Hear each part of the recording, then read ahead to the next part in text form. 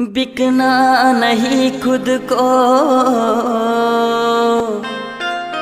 गर कोई खरीद पाए।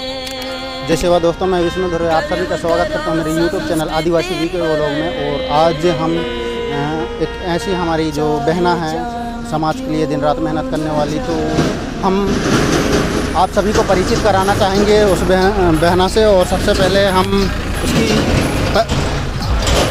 उससे आपको परिचित कराएंगे। तो सेवा जवाहर दीदी, स्वागत है आपका मेरे YouTube चैनल आदिवासी वीके व्लॉग में। और आप अपना हमारे दर्शकों को और हमारे समाज को अपना परिचय दें। मैं देवती मरावी और जो मैं जिला उमरिया में से आई हूँ। मेरा गांव का नाम चंगेरा है और मैं फ़िलहाल कि गुणवाना गणतंत्र पार्टी और युवा मोर्चा की महिला प्रकोष्ठ की जिलाध्यक्ष हूँ। और यहाँ पे मैं जब राष्ट्रीय अधिवेशन हुआ है तो यहाँ पर मैं आई हूँ, तो मेरे यहाँ पर आकर बहुत अच्छा हुआ।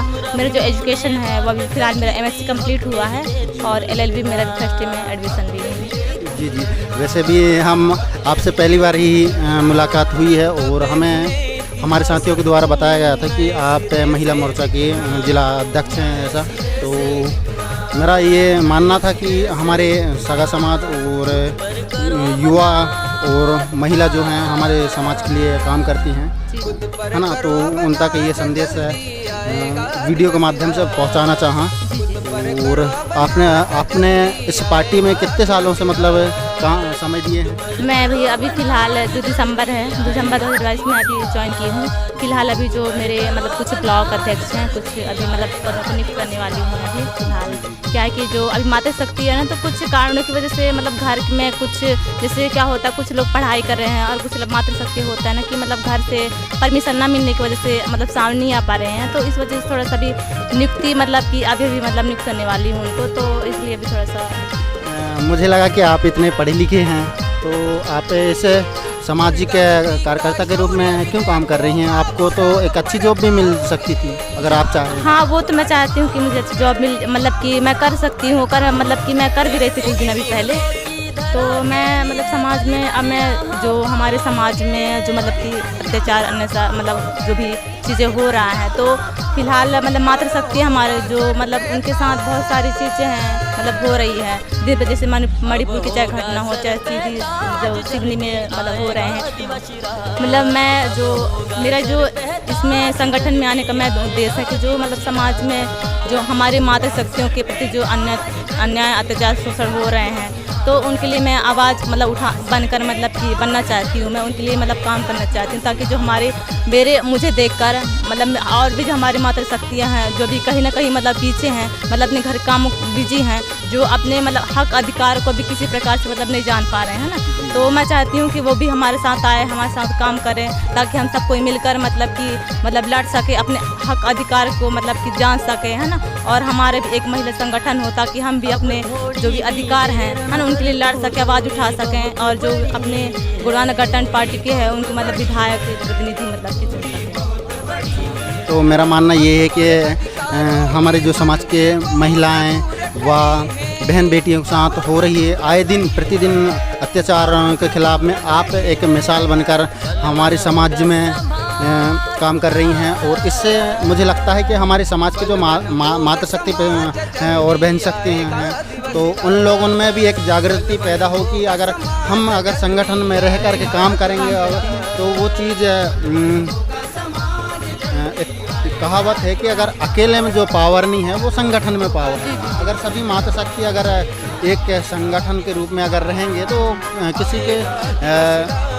किसी के पास इतना हिम्मत नहीं है कि हमारे मातृ शक्तियों के साथ कोई गलत कर सके। बिल्कुल, देख क्या है कि हमारा जो अभी आदिवासी समाज के प्रति जो अन्याय अत्याचार जो भी चीज़ें हो रहा है ना, तो इसका सबसे बड़ा रीज़न यही है ना कि हमारे जो आदिवासी संगठन के लोग एकता नहीं है। यहाँ जो भटके हुए हैं, जिसकी वजह से लोग कि बहुत सारे लोग हैं जो उन चीज़ों का फ़ायदा उठा रहे हैं, क्योंकि जानते हैं ना कि हमारे आदिवासी समाज के लोग की चीज़ों अभी आगे नहीं आ रहे हैं, कुछ भी चीज़ें कर रहे हैं, चाहे वो कहीं की भी बात हो, है ना। हमारे कितना भी आवाज़ उठा रहे हैं, कितना भी आंदोलन कर रहे हैं, फिर भी वो चीज़ें रुकने का नाम नहीं ले रहे हैं। तो कहीं ना कहीं क्या है कि हमारा संगठन ना मजबूत ना होने की वजह से ये चीज़ अभी इतना रुकने का नाम नहीं ले रही है। हाँ, तो मुझे ये भी लगा है कि आप इतनी पढ़ी लिखी हैं और हमारे जो समाज के महिलाएं हैं, पुरुष भी हैं, तो आप एक पढ़ी लिखी होने के साथ साथ भी और समाज के जो सेवा दे रहे हैं, तो हम क्या हमारे हमारे समाज को पढ़े लिखे होना भी ज़रूरी है? बिल्कुल ज़रूरी है। क्या है कि हम जब तक नहीं पढ़ेंगे, हम अपने हक अधिकार अपने संविधान को नहीं जानेंगे, तब तक हम नहीं लड़ सकते हैं। क्या है कि अगर हम बिना शिक्षा के अगर हम लड़ने गए तो हमारे हार निश्चित है, लेकिन अगर हम अपने अधिकारों को अपने संविधान को हर चीज़ को जानते हैं, उसके बाद हम जब लड़ने गए ना, तो उसके अनुसार अगर हम लड़ते हैं तो हमको कोई भी नहीं हरा सकता है। और हमारे ऐसा होगा कि हमारा गोंडवाना की भी सरकार बनेगी। जी जी जी। आप महिला मोर्चा के जिला अध्यक्ष होने के चलते आप मणिपुर की जो घटना हुई है उसके बारे में भी ज़रा आप टिप्पणी करना चाहेंगे क्या?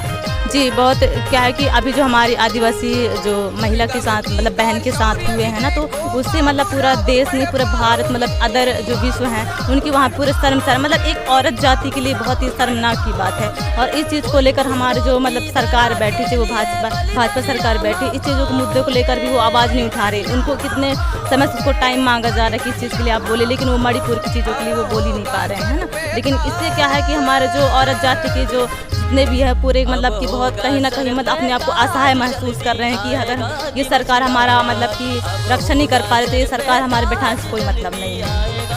जी जी जी, बहुत बहुत धन्यवाद मरावी जी। आपने हमारे समाज और हमारे समाज की जो माताएं बहनें हैं, तो उनके लिए आपने बहुत अच्छी अपने विचार रखे हैं। तो मैं आपको बहुत बहुत धन्यवाद सेवा जोहार करता हूं। और हमारे जो दर्शक हैं, तो आप भी हमारे जो मरावी जी के जो